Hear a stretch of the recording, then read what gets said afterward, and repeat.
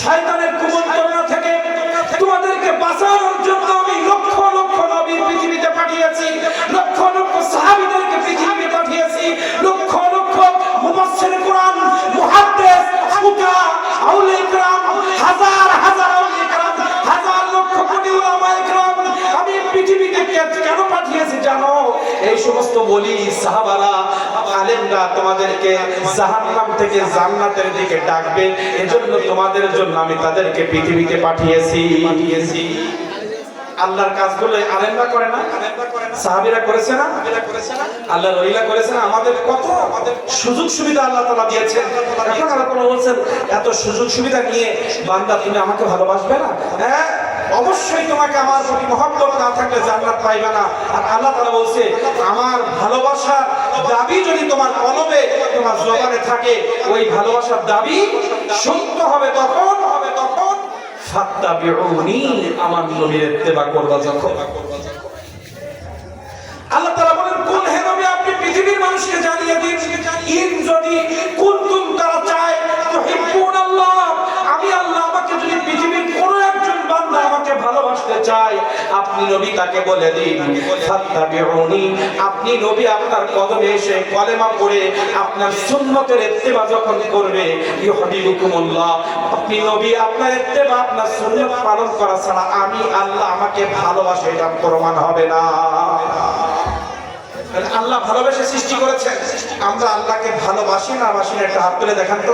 এখানে আল্লাহকে ভালোবাসা নাকি? আমরা সবাই আল্লাহকে ভালোবাসি। ওয়াদা করেছেন তো? আলোচনা শেষের দিকে আসছে। আমরা সবাই আল্লাহকে ভালোবাসি, এই ওয়াদা করেছেন তো? বাসেন তো সবাই? এখন প্রমাণ করি। আল্লাহ তাআলা বললেন যে বান্দা তুমি যদি আমার ভালোবাসে থাকো ফাত্তাবিউনি, যুবকরা কান খাড়া করো, মা বোনরা কান খাড়া করেন, আপনারাও কান খাড়া করেন। আল্লাহ তাআলা বলছেন হে পৃথিবীর মানুষ তোমরা যদি আমাকে ভালোবাসো, এই দাবিতে যদি তোমরা সত্যবাদী সার্টিফিকেট নিতে চাও, সার্টিফিকেট আছে এসএসসি পাস করেছি সার্টিফিকেট না হলে চাকরি হবে, অনার্স মাস্টার্স পাস করেছি চাকরি থেকে সার্টিফিকেট শোধ না করলে চাকরি হবে? তাহলে আল্লাহ তাআলা বলছেন আমি তুমি যে আমাকে ভালোবাসো, এই ভালোবাসার সার্টিফিকেট কবরে হাসরে হাতে ধরিয়ে দিব তখন আমার নবীর ইত্তেবা করব যখন। আর আমার নবীর ইত্তেবা মানে আমার নবীর 63 বছর জীবনে শিশু বয়সে, যৌবন বয়সে, বৃদ্ধ বয়সে যা কিছু আমল করেছেন প্রত্যেকটা আমল খুশি মনে মেনে নিয়ে ঈমান এনে সেগুলো বাস্তবায়ন করাই হচ্ছে আল্লাহর ভালোবাসা। এখন আসেন যুবক ভাইরা, তোমরা আযানের পরে যারা মসজিদে আসো না, তুমি যদি দাবি করো আমি আল্লাহকে ভালোবাসি, তাহলে আমার আল্লাহ বললেন আমার ভালোবাসতে যদি তুমি চাও আমার নবীর ইত্তেবা করো। আর নবীর ইত্তেবার ভিতরে নামাজ আছে না নাই? নবীর ইত্তেবার ভিতরে পর্দা আছে না নাই? নবীর ইত্তেবার ভিতরে ঘুষ আছে না নাই? আছে।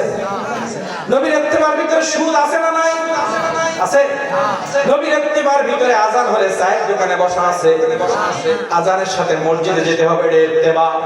মা বোনরা পর্দার সাথে বাইরে বের হবে, পর্দার সাথে থাকবে, স্বামীর খেদমত করবে, শ্বশুর শাশুড়ির খেদমত করবে, স্বামী স্ত্রীর সুযোগ সুবিধা বুঝবে, সুখ দুঃখ বুঝবে, এটাই হচ্ছে রাসূলের ইত্তেবা। কথা বলেন?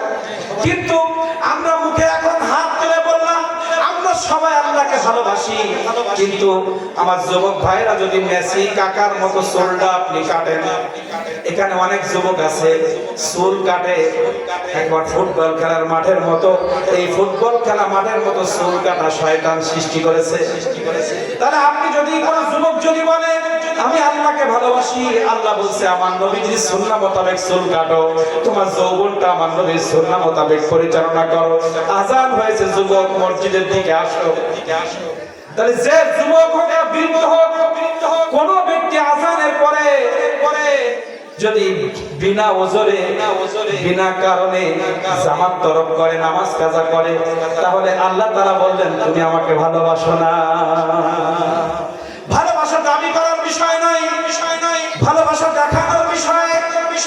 মুখে ভালোবাসি, আমার বউকে ভালোবাসি, আমার বাবাকে অনেক ভালোবাসি, রাস্তাঘাটে প্রচার করি আমার বাবাকে আমি অনেক ভালোবাসি, বাবার ওষুধ কেনার টাকা নাই, বাবা অসুখে বছর কি বছর বাড়ি ভুগতেছে, আবার আমি মুখে বলে আমার বাবাকে অনেক ভালোবাসি।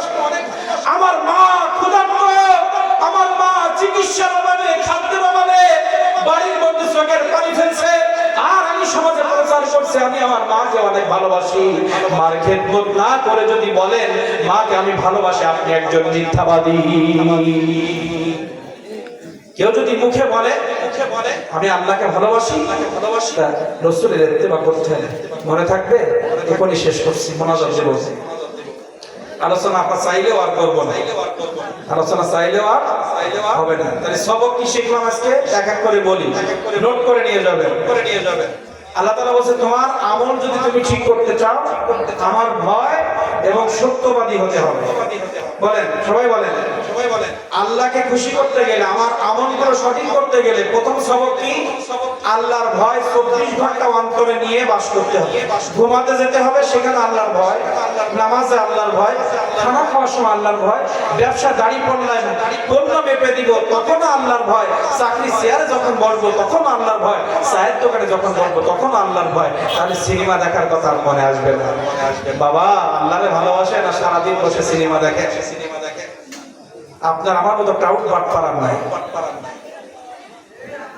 আছে? কি জবাব দিব আল্লাহর কাছে? এখনই মারা গেল। জীবনের প্রত্যেকটি জায়গায় আমাকে মিলাতে হবে আমার আল্লাহর ভয় নিয়ে আমি বসেছি কিনা এখানে, এবং আমি সত্য কথা বলি কিনা, ভালো মানুষের সৌবতে আমি আছি কিনা।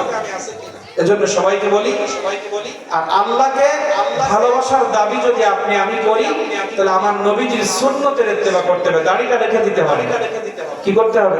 মা বোন যারা তাদের পর্দা করতে হবে, আর সন্তান যারা বাবা মার খেদমত করবে, ছোটরা বড়দেরকে শ্রদ্ধা করবে, বড়রা ছোটদেরকে স্নেহ করবে। আমরা এখন খেপকেটে হয়ে গেছি। একটা বাচ্চা রাস্তা দিয়ে যাচ্ছে, একটা দৌড়ায় যেতে পারে, একটা অন্যায় করতে পারে।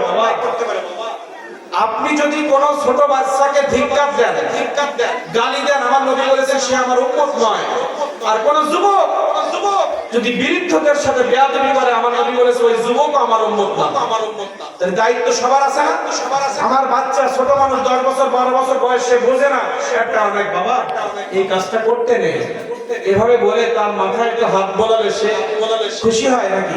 আমরা কি করি? ছড়ায় দাঁত ফেলে দেব, বিয়াদব, তো বাপ কিছু শিখায় না। এটা কি নবীর আদর্শ? একটা মুরব্বী যাচ্ছে, আমার যুবক ভাইরা মোবাইলে গান শুনতে শুনতে যাচ্ছে, গল্প করতে করতে যাচ্ছে, মুরব্বীদের দেখে একটা সালাম দিতে পারো না? কি একটা সালাম কি যুবকরা মুরব্বীদের দিতে পারে না?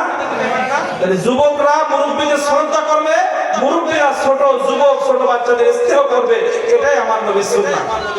এই সুন্নাহ বাস্তবায়ন করতে হবে। দাড়ি, পর্দা, ব্যবসা, প্রত্যেক জায়গায় আপনি যা করবেন, আলেম ওলামাদের কাছে যাবেন, গৌসুল আজম খুল্লবীর দরবারে যাবেন, হুজুর আমি ব্যবসা করব, কিভাবে ব্যবসা করলে আমার আল্লাহ রাসূল খুশি হবে? আমি চাকরি করব, কিভাবে চাকরি করে আল্লাহ রাসূল খুশি হবে? আপনি বলে দেন। আর আমি বিবাহ করব, কেমন মেয়ে বিবাহ করলে আমার সংসার জান্নাতি হবে? আপনি বলে দেন। আমার একটা বাচ্চা হয়েছে, এই বাচ্চাকে কিভাবে লালন করলে সেসব আমি জান্নাতি হব, সেই সবক আমাকে দেন। একটা বাচ্চার লালন করার পিছনে 12টি দায়িত্ব রয়েছে কোরআন হাদিস সম্মত। বাচ্চা মায়ের গর্ভে যাওয়ার আগে পিতামাতার দায়িত্ব আছে, এই ওয়াজ আজকে করার সময় নাই। এই 12টা দায়িত্ব প্রত্যেক পিতামাতার সন্তানের উপরে, আর সন্তানদের 14টা দায়িত্ব রয়েছে পিতামাতার উপরে। এই দায়িত্ব সম্পর্কে জানি না, মানি না। সন্তান বাবাকে গালি দেয়, বাবাও সন্তানকে গালি দেয়। সন্তান লালন করার জন্য 12টা কোরআন হাদিস সম্মত দায়িত্ব আছে।